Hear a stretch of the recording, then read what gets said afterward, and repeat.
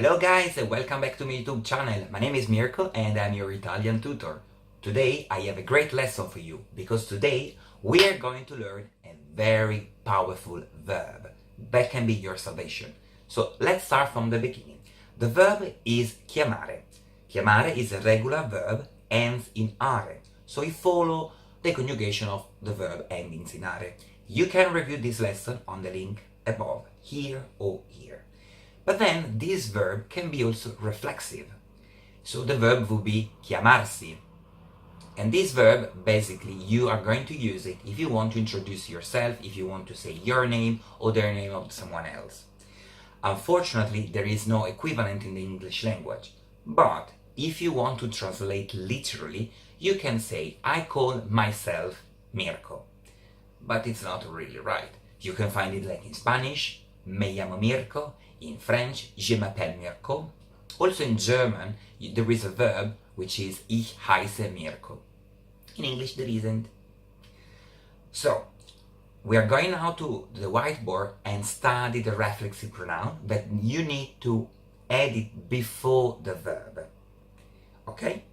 Let's go. Io mi chiamo. Tu ti chiami. Lui, lei si chiama.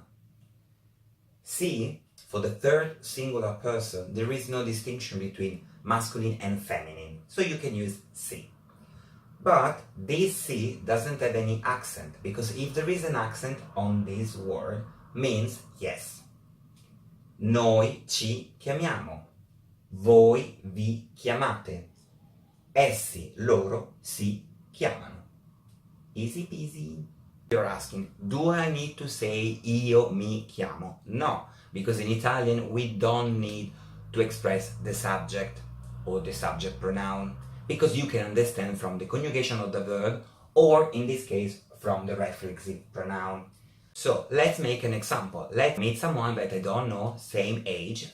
I meet this person and I would say, ciao, mi chiamo Mirko, piacere di conoscerti. You can say piacere di conoscerti means nice to meet you, or you can use the simple version piacere. And then I would ask to this person, e tu come ti chiami? And the other person would say, io mi chiamo Alessandro. Bam! Easy.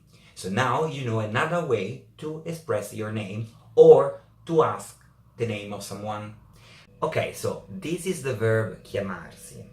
But we have other verbs that are reflexive in Italian and not in other languages. And I have two examples, because then in the comment section below I will put an exercise. Demon me.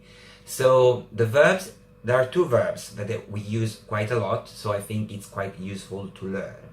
Alzarsi, which means to get up, and lavarsi, to wash myself. In English would say. So some example, I don't want to give you many examples because the exercise is based on these two verbs, but for example, I want to wash my hand, mi lavo le mani. Or I want to say I get up at 7 in the morning, io mi alzo alle 7 del mattino. So your homework for the next time is to fill in the blank. Okay, now it's time to answer one of the questions of our fan.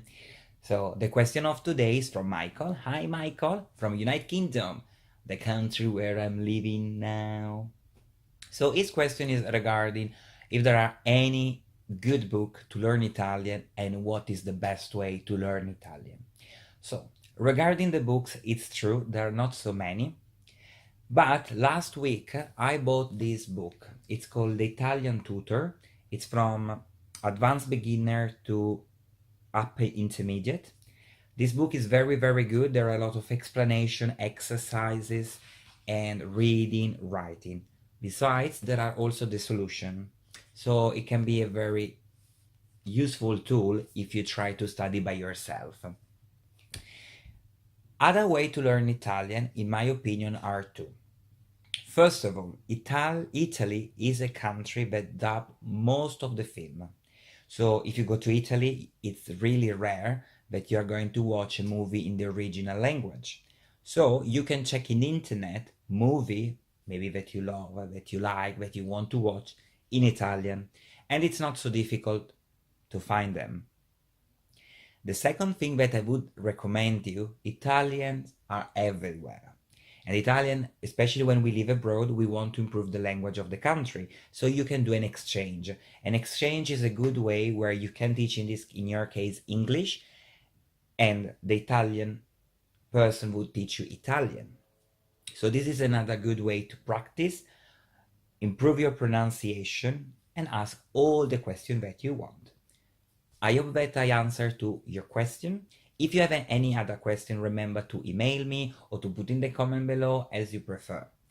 If you like the video, give me a thumbs up. Remember to subscribe and see you next week. Bye for now.